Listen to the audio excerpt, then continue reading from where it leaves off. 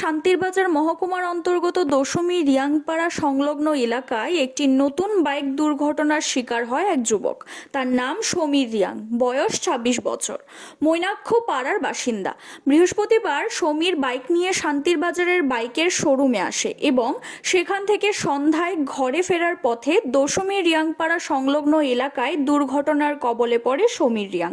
দুর্ঘটনার খবর পেয়ে ঘটনাস্থলে উপস্থিত হয় শান্তিরবাজার দমকল বাহিনীর কর্মীরা ও দক্ষিণ জেলা হাসপাতালে নিয়ে যায়। কর্তব্যরত চিকিৎসক সমীর রিয়াংকে মৃত বলে ঘোষণা করেন। মৃত্যুর সঠিক কারণ উন্মোচনের জন্য তদন্তে নেমেছে পুলিশ। শুক্রবার ময়নাতদন্তের পর মৃতদেহ পরিবারের লোকজনদের হাতে তুলে দেওয়া হবে।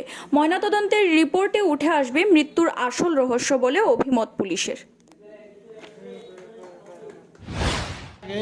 এদিকে আপনার দশমী রিয়াংপাড়াতে একটা আরটি হয়েছে, এটা খবর পাইয়া আমরা এখানে আইছি। এখন তার নাম হয়েছে যে injured person brought dead Samir Reang, son of late Suryaram Reang, বাড়ি হয়েছে মনাক্য, থানা Santirbazar.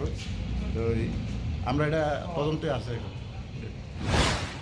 Siri TV, channel for news and entertainment.